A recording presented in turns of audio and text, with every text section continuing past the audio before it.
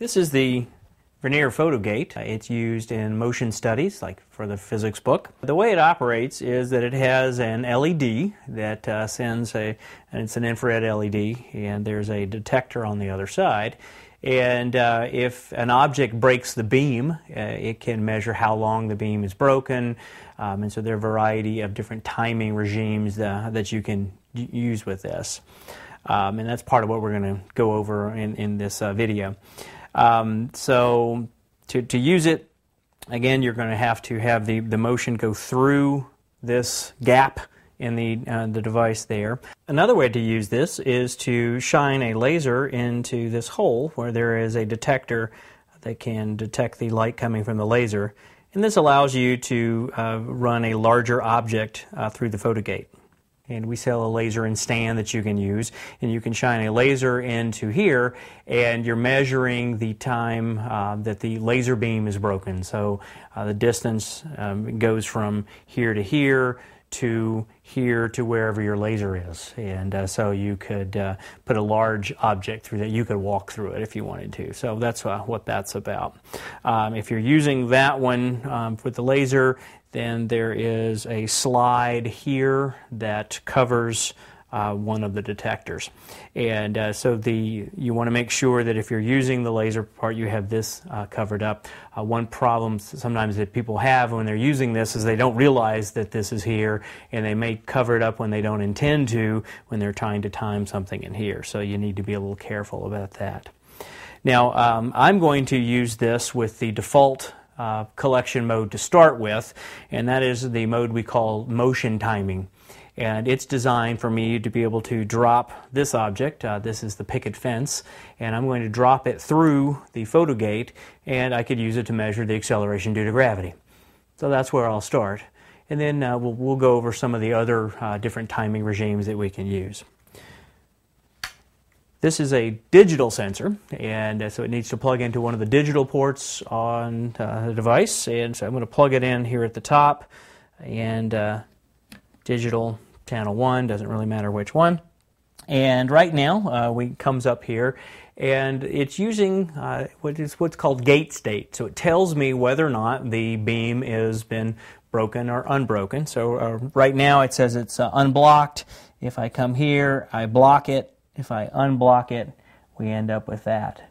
And so really what the device is a timer, and it times how long it takes to block and unblock the beam. So for this lab, I'm just going to hold the Photogate up above the tabletop, and I've put something here that's a little soft so that when the picket fence falls, it won't fall off the table there and break. And so I'm ready to collect, and I'm going to use the default mode for this. To begin collection, press our collect button. It's going to scoot over to a distance and velocity graph. And what's happening is that it's waiting for us to drop the picket fence through the Photogate. And when I drop it through the Photogate, at that point it will actually collect the data. One of the things that's important is to use good technique when dropping the picket fence. I'm holding it towards the top middle there so it won't fall out of the beam when it drops. And I'm also holding it not too far above the Photogate so it's not going too fast when I drop it through. So we have our data on the screen, and now we're ready to do some analysis of the data. So the upper graph is a position time graph, and the bottom graph is the velocity graph. And we might be interested in looking at the slope of the velocity graph to determine the acceleration due to gravity. So to do this, we could run a curve fit on our lower graph. So I'm going to go to Analyze, and I'll do curve fit, and I'll do velocity. Looks fairly linear to me, so I'm going to come up and say linear.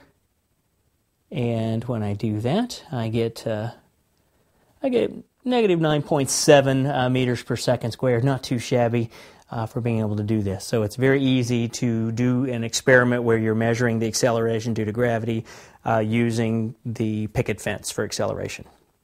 So in addition to the motion timing, there are other timing regimes that you might use. One would be the gate timing, and what happens with gate timing, it times from when the beam is unblocked to being unblocked again. And so it just times that. So it would time going through and being unblocked. One of the things that you can do there is maybe give it a defined distance, and it could calculate the instantaneous velocity with that. So that's what we call gate timing. The other is pulse timing. And pulse timing, it times from the time that it is blocked until the time it is blocked again. And so blocked, blocked again. And so there are times that you might want to do that. In addition to having it just be one together, you can have multiples of these, and so maybe you block it, and then when it goes through and blocks the next one, you might use that pulse timing. The next one is the pendulum timing. It's great for studying, say, periodic motion, maybe with a pendulum, and it times the period, so it goes from here to here.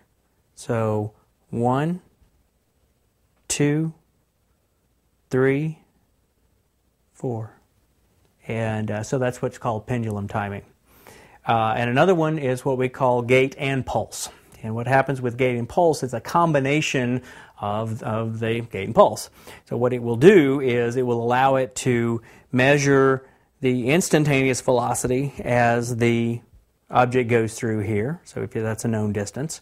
And then as it comes back through again, it will do it again. And so it's allowing us to do gate and pulse, and it's also timing from the time that it broke it here till the time that it came back to there. So that would be the pulse part of that. So the gate is this part coming through, and the pulse is from when it's unblocked back to being blocked again. And so that gives you that pulse timing. There are additional accessories that can be used with the Photogate in addition to the picket fence that we used, such as the Photogate bracket. This allows you to attach the Photogate to the Vernier dynamic system. So that's one of the options there. Another accessory that you might use is the pulley bracket. This will allow you to attach the pulley, and one of the pulleys that you might want to use would be the ultra pulley. And the ultra pulley is slotted so that it can actually time the pulley as it moves around. In addition to that, we have the laser pointer. So if you want to use the laser pointer to shine into that extra port for the detector, you can do that. And if you're doing that, it is handy to actually have the stand that will hold the laser pointer, so you can have the two things together. Then the Photogate Bar Tape Kit.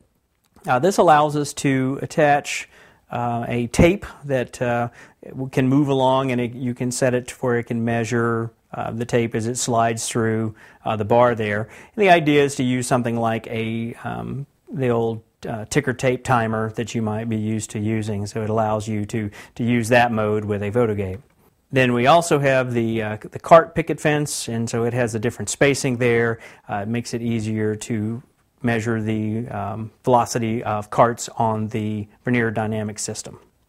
For additional information about the Photogate and how to use it, we've produced this introduction to Vernier Photogate using the LabQuest app. It's available from our website, and it details some of the timing regimes that you can use, how you might use some of those accessories that we mentioned, and so it's definitely worth a download because it will help you in setting up the experiments using the Photogate device.